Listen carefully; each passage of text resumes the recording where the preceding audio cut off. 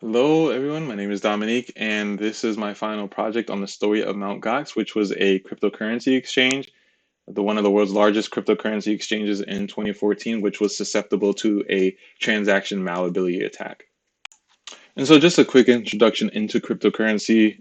Basically, all it is in its simplest form is just a currency which makes use of digital files as money, and it makes use of cryptography and algorithmic equations. And this is how the coins are created, which gives them their value and use. As of this writing, there's approximately 6,000 plus different cryptocurrencies. Each cryptocurrency has its own use case or developers working on some kind of projects behind the scenes. And most of the appeal behind cryptocurrency is it has this decentralized platform, right, where no government or single entity actually controls crypto, but it's controlled by the people who purchase and sell cryptocurrencies. And also just understanding cryptocurrency exchanges. All a cryptocurrency exchange really is just a place where you can buy, sell, send, and receive cryptocurrency. And you basically purchase cryptocurrency with real money that you own. And you can basically download these apps, tie in your bank account with it, and purchase the coins that are listed within the exchanges itself. And so just understanding the blockchain as well, it just basically serves as a place for records of transactions. So if you make a purchase or you send and receive Bitcoin to a certain address, and addresses are generated by a string of characters, you would basically be able to see all those transactions within the blockchain. And just this is just something relevant to know within the Mt. Gox attack itself. So, as mentioned at the beginning of the presentation, Mt. Gox being the largest cryptocurrency exchange in the world in 2014, and at its starting handling up to 70% of the cryptocurrency transactions. So, of course, 800,000 Bitcoin being stolen. There is a typo in here that's supposed to be $51 billion in today's money, as Bitcoin has hit an all-time high of $69,000, and 750,000 of that Bitcoin that was stolen were customer owned, basically meaning that customers that purchased Bitcoin on the Mt. Gox exchange, their Bitcoin were pretty much lost and not being able to be recoverable.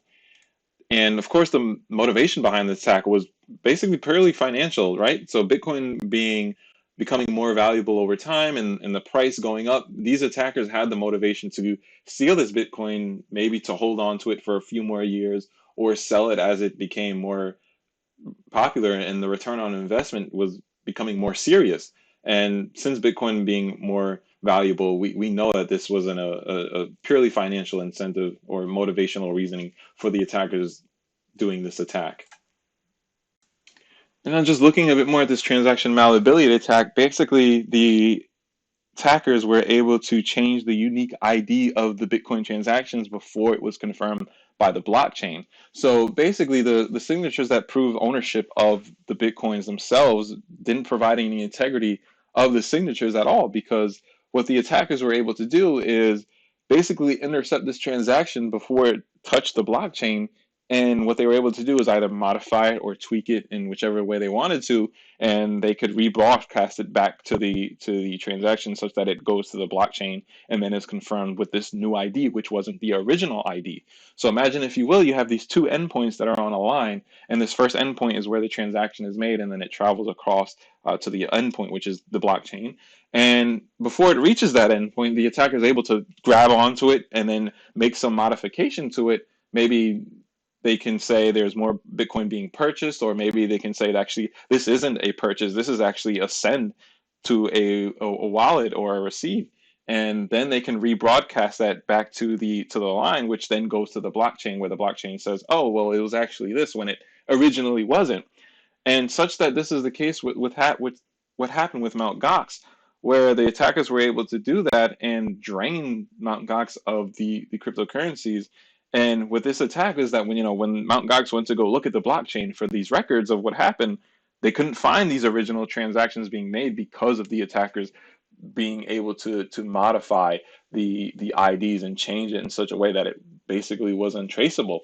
And in the case of the transaction malleability attack, sometimes it doesn't necessarily mean that it's an attack. It's something that does happen, usually because it's an issue where there's sometimes a slow network, or there's some kind of hole in the system, and there's certain ways to fix it, and ways that cryptocurrency exchanges have now looked into this kind of issue and tried to resolve it. But the attackers at this time were able to understand this attack and see how it works and use it to their advantage to basically kind of be sneaky and grab these transactions off this line and change them to be something that they weren't, such that when the investigation went into it, you weren't able to see anything on the blockchain of where these bitcoins went or how they were drained out the wallets. But it was knowing that this is how it worked and what happened and how the attackers were able to get their hands onto the bitcoins themselves.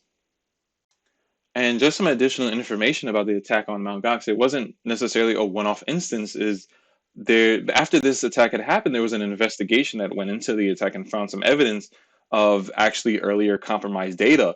They found that there was a compromised wallet file that Mt. Gox had in place, and there were actually employees that complained in some previous years of poor security measures, of code being insecure, and the security measures that were put in place just weren't so they just weren't good at all, and they were susceptible to these kinds of attacks. And most of these complaints just went completely unnoticed, or they just didn't care about it and didn't really pay much attention to detail for it. So Mt. Gox always had these issues, and this attack kind of came to fruition in the beginning of 2014, which caused the bankruptcy of Mt. Gox.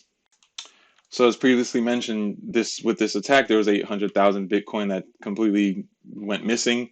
And at the time, the price of Bitcoin was $565. It's now $60,000 plus. So that was a loss of 4,800 million back then.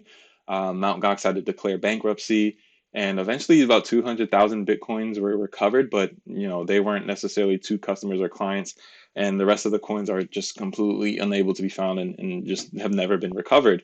And with this attack, people who had these investments in Bitcoin lost money due to the attack because it was a reaction to this attack that caused, the price of the Bitcoin to completely go down and had resulting effects on how people saw value in it.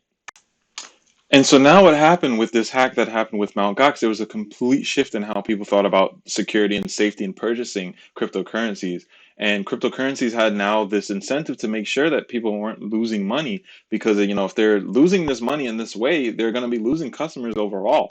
And what happened was the customers now had they had no reason to trust exchanges anymore. They had no reason to think that exchanges are making the best choices in terms of security of securing people's cryptocurrencies because there's attacks that may or may have not been discovered yet, such as the transaction malleability attack that people weren't really aware of that can be taken advantage of.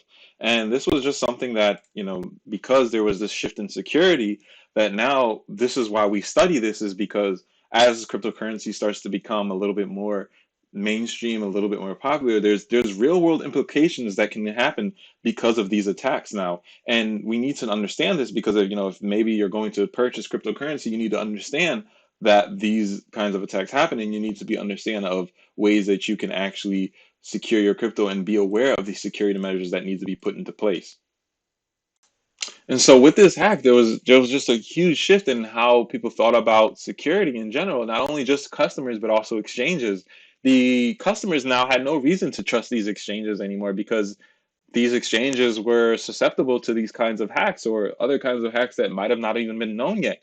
So the exchanges now have these incentives to implement security measures such as two-factor authentication, secure email, seed phrases, and customers now have these hardware wallets, which became a new invention after this attack, which is a way to basically secure your crypto offline and offline storage. And there's a term that goes around saying, not your keys, not your crypto. And basically, what that means is you don't have ownership of your cryptocurrencies by leaving it on the exchanges because, if something happens to that exchange, you lose out on your money, you lose out on those exchanges. And so people needed to find new ways to think about security when you're purchasing cryptocurrency. And also, the exchanges even had more incentive now to provide things like customer service and insurance policies, such that, if something wrong happened between a transaction, maybe you were sending or receiving some cryptocurrency and something happened along the way, they need to be responsible for that. And that was just a way to put trust back into the public that, these exchanges can account for any, you know, ill measures that do happen. And so this is just a picture that I had taken of the hardware wallet that I own. And, this is just something that people who invest large amounts of cryptocurrency use now to make sure that their cryptocurrency is secure and that they have the best security measures in place such that, scammers or any kind of hacks don't really affect them. And so what people would now do is they would purchase their cryptocurrencies on these exchanges, and then what they would do is completely just take them off the exchange, just send them to this hardware wallet where it would be kept offline and it's not susceptible to any kind of hacks. So these are just the sources that I have used in my project to give me more detail. And there's also some studies in here that goes into more detail about the cryptocurrency exchange hack in terms of hashing and how the transaction malleability attack actually works. And then just two questions for the class, which is what is a transaction malleability attack and how did attackers use it to steal Bitcoin from Mt. Gox? And what are one or two security measures now in place for securing cryptocurrency and keeping it safe? And that wraps up my project.